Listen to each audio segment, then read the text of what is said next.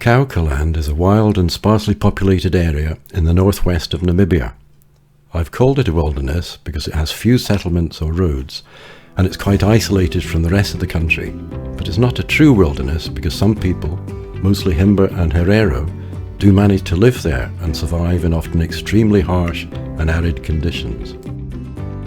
When you drive through this region, you wonder how on earth can people live here, but they do, as we'll soon see. The scenery is stark but absolutely stunning. Sometimes it's like being on the moon. I'd been wanting to go to Kaokoland for several years, and in October 2022 my dream came true. We did the trip with Kunene Tours and Safaris, owned and run by Caesar Zandberg, who also guided us in a specially adapted 4x4 Toyota Land Cruiser with his assistant, Max. We spent a week going roughly anti-clockwise through Kaokoland. Although various places are shown on Google Maps, these were mostly tiny settlements, and each day we seemed to get more and more remote.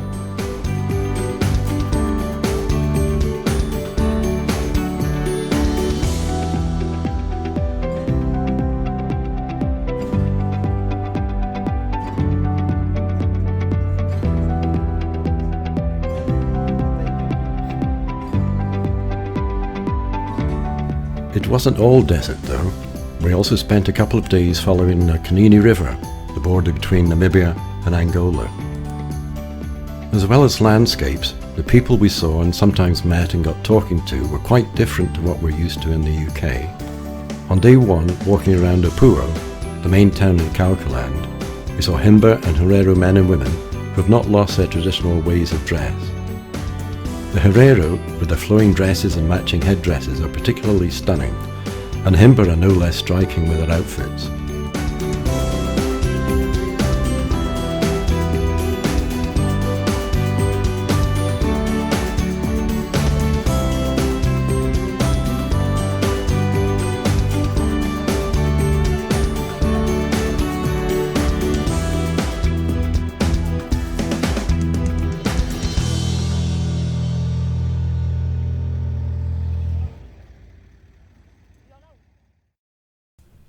We were welcomed wherever we went.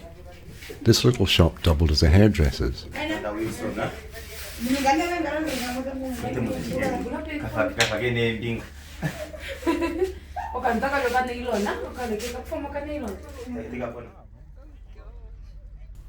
Many of the houses are still being made using traditional methods. This family showed us how it's done.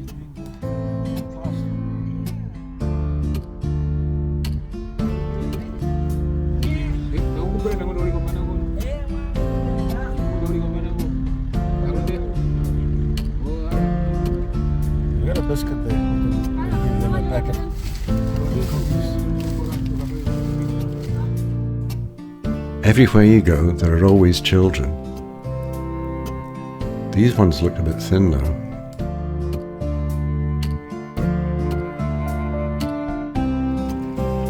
We mostly came into contact with local people when buying gasoline, which came in plastic bottles, or topping up with water at boreholes, which we needed to do more than once. Caesar would always ask if it was okay to get some, and the water was good enough quality to drink. We were sometimes the only passing vehicle for maybe a day or two.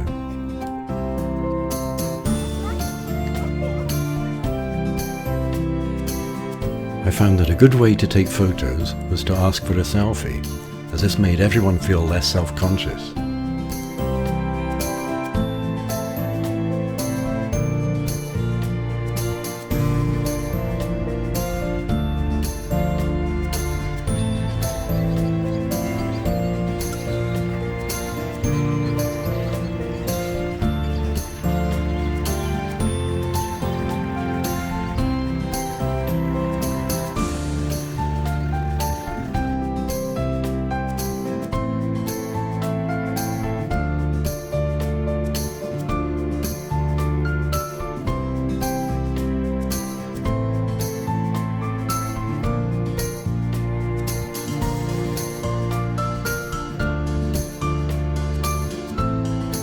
We met one lad who really impressed me. He was in grade 6 and walking over 50 miles from his village back to school after the half-term holidays.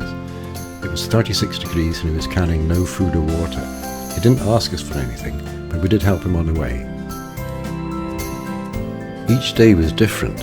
We'd collect firewood for the evening somewhere along the road. This was a Himba wood stall near the river Kunene. We'd stop somewhere for an excellent lunch, drive some more, and then Max would pitch the tents and we'd have a beer and enjoy Caesar's braai.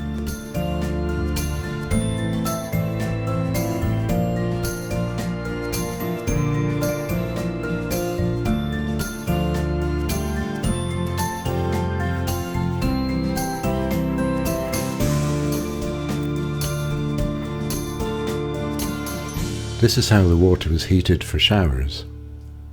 Let me show you where we went on the trip. We called into Opuwo, the main town, on the way north.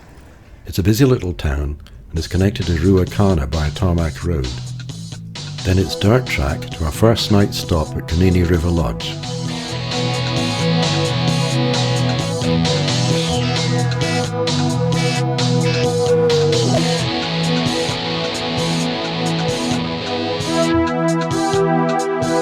That's Angola on the other side of the river. We weren't the only people staying, but the lodge wasn't busy.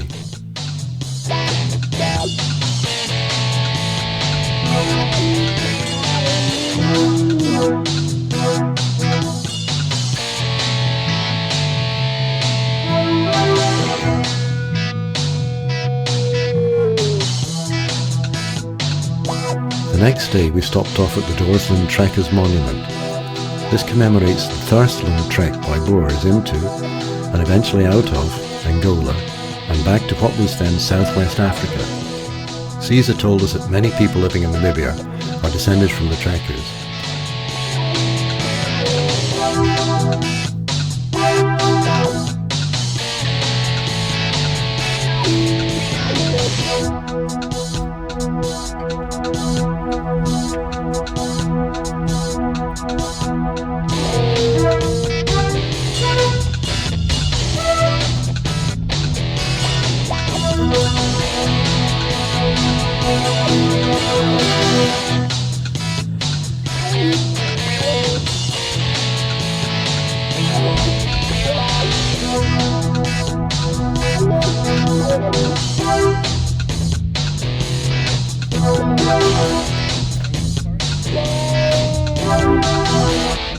Then we headed further northwest, sometimes following the river, until we reached the Epupa Falls and our campsite at the lodge.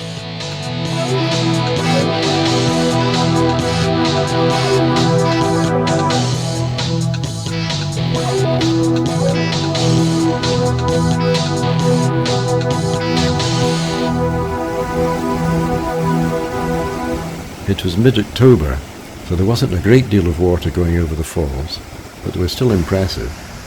Sometimes the level is higher and all of these rocks are covered in water.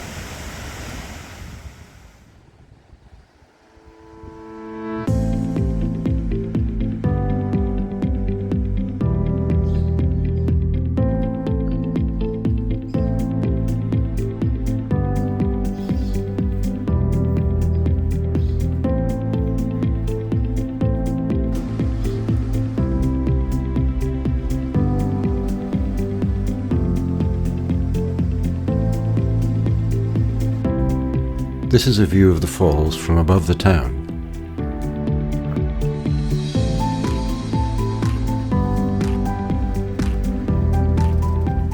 After Epupa, we turned southwest and headed for the Van Zils Pass on a track which became more and more difficult. Even in this sparse bush, there were occasional Himba people living.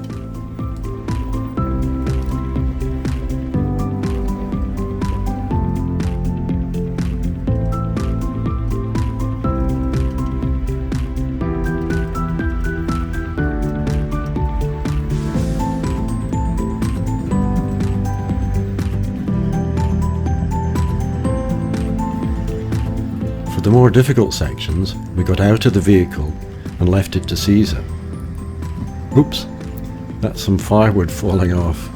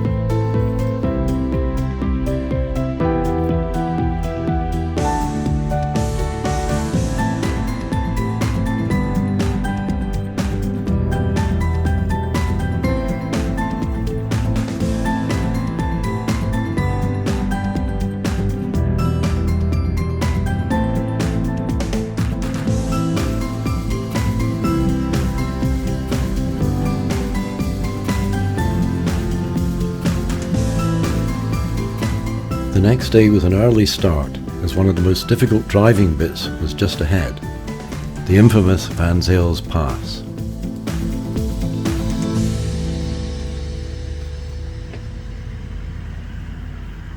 It's a dangerous route, one of the most notorious in Africa, and there have been fatalities. And I'm not an expert in 4x4 driving, so we essentially left everything to Caesar, who has driven down the pass many times. I've included footage of the track before and after the pass, as some of these are also difficult.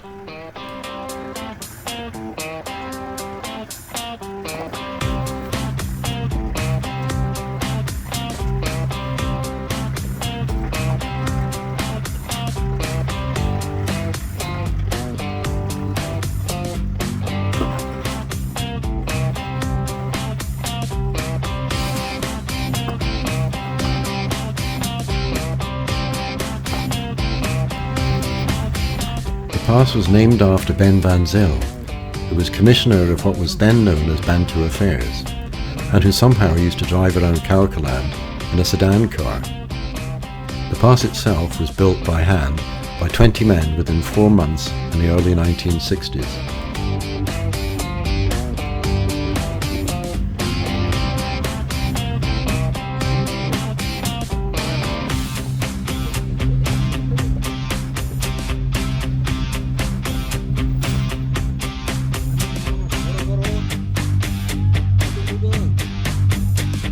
It's quite a famous route, and you can find it featured in various YouTube videos. It eventually takes you down into the Marienfluss Valley.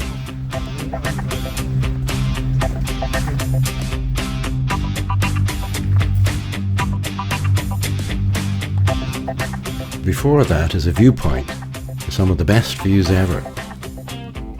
But it's a bit beyond the viewpoint which is probably the most challenging.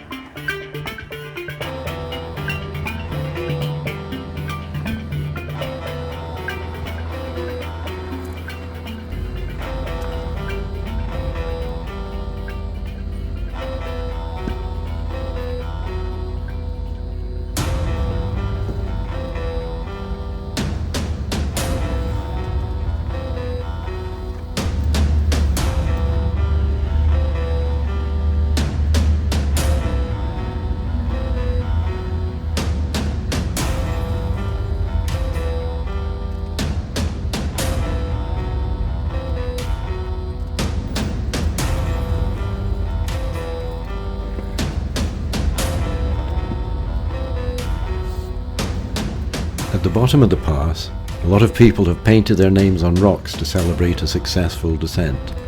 And the next thing you know, you're in the Marienfluss Valley, which has its own beauty. The remoteness of the Marienfluss is astonishing, with hardly any wildlife apart from occasional ostriches, and for the most part, except for the north, devoid of settlements.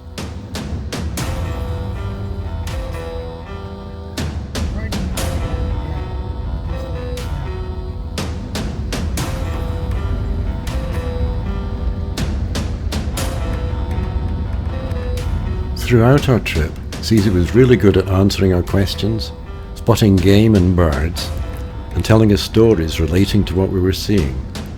He's born and bred Namibian, and possibly knows more about this area than anyone else. He owns a Khowarib Lodge, but his real passion is driving around Namibia and seeing how things are changing or developing.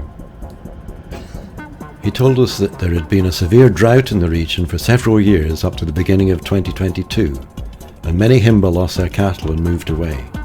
We were to see over 50 dried cattle carcasses at one point later on.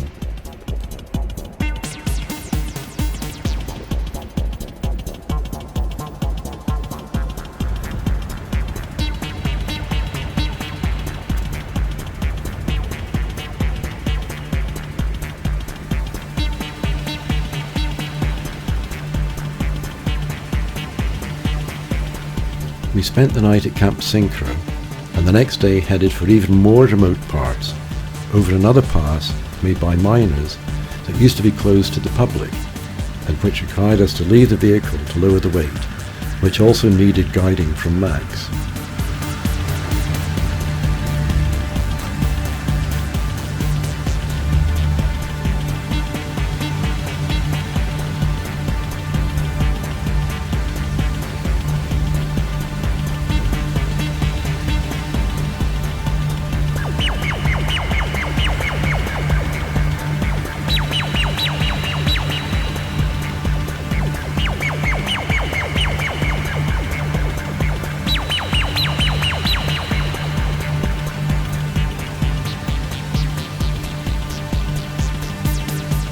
Over the pass was Hartmann Valley, yet another completely astonishing vista. This time a rocky valley, not sandy like the Marienfluss.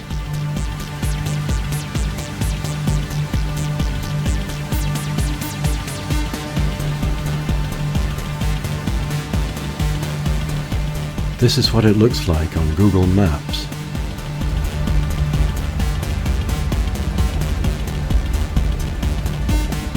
I was thinking, well, there's no way anyone lives here, when we came across a Himba settlement, which wasn't on the map.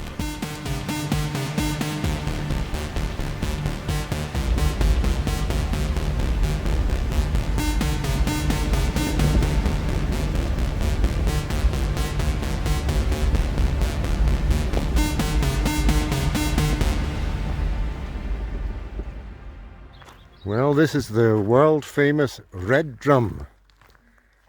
It's on the map. It's called the Red Drum.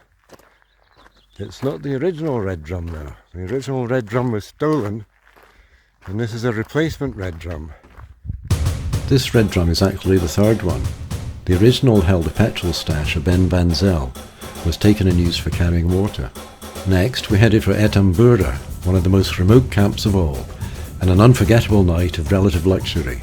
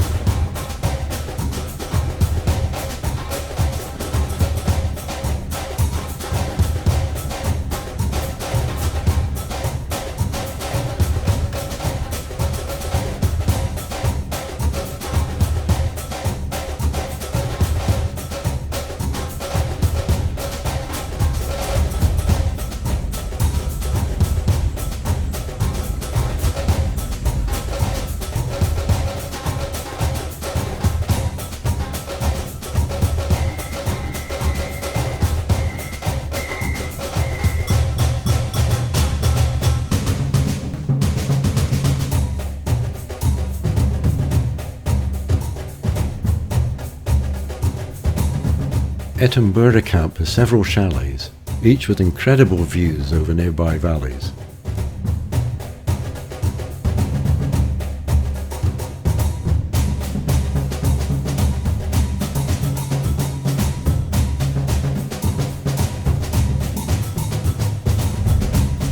The next day we headed out again, going southwest towards Orupembe.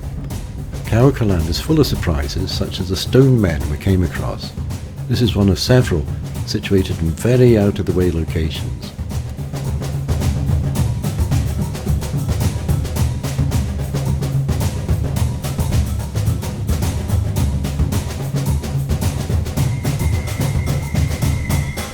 The sculptures are made of local rock and are a bit of a mystery in that no one is supposed to know who made them and why.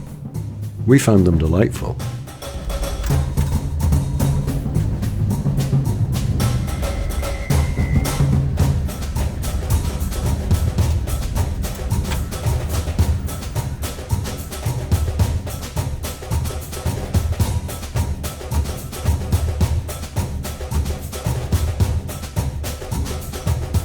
This is what the skeleton coast looks like. Hundreds of miles of very little. At this stage we felt very, very remote.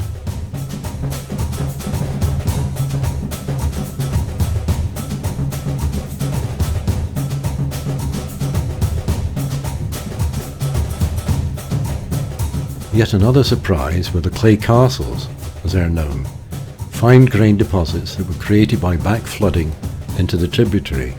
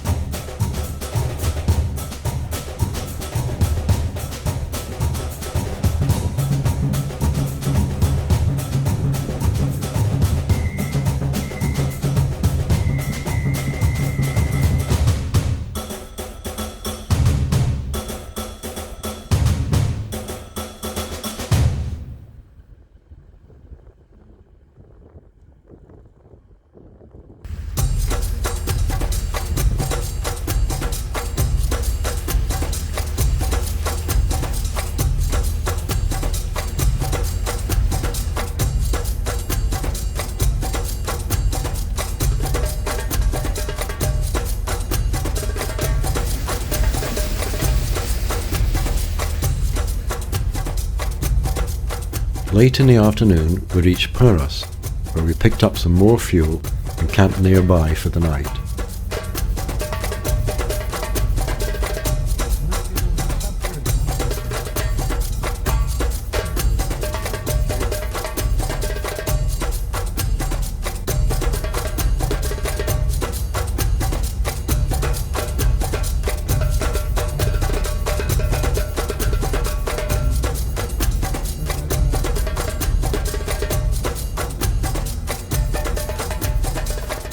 These giraffe were just wandering around. It wasn't a game park.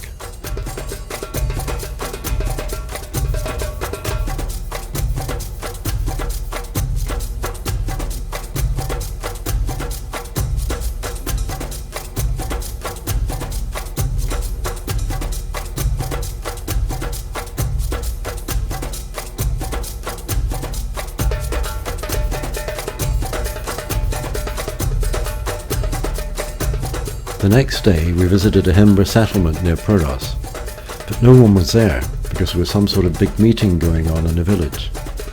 This is a shame, but it gave us a chance to have a nosy round, look at the things they made which are for sale in the stall, and have a look at their huts.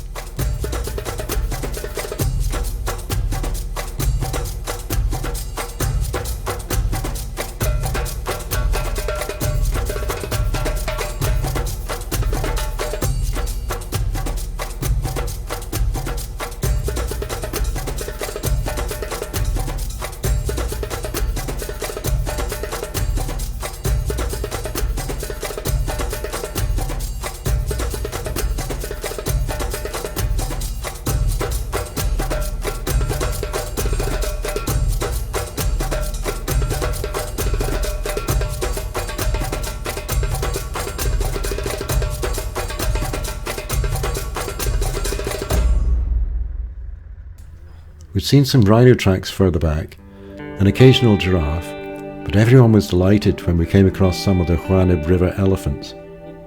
Caesar said they were more than the last time he'd been there, and that the herd seemed to be very healthy and growing.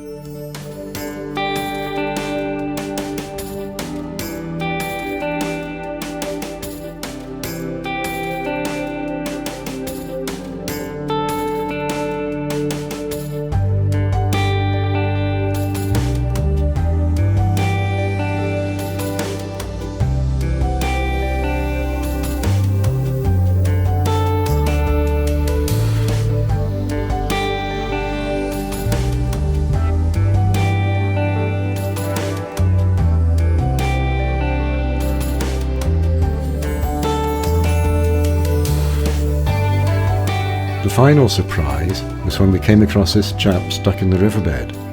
He'd been heading for a lodge 5 kilometres up the road when he got stuck. He was actually very fortunate, because we had only seen one other vehicle all day, and we were probably the last one to travel the riverbed that afternoon. It didn't take long for Caesar and Max to set up a tow and pull him out.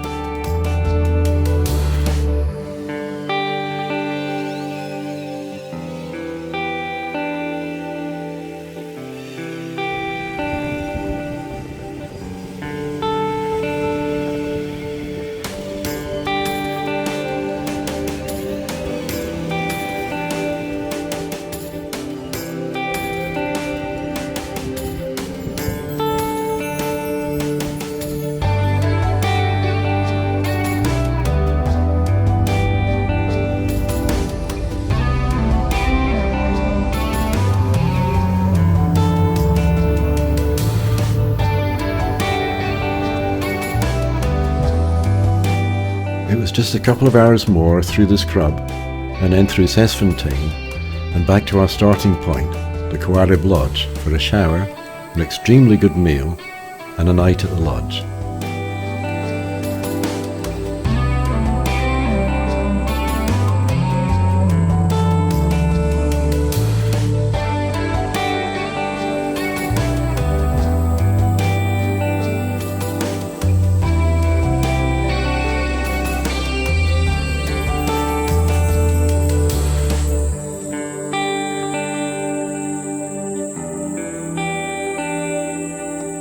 We'd like to thank Caesar and Max for a wonderful, memorable trip through one of the last remaining wildernesses in Africa.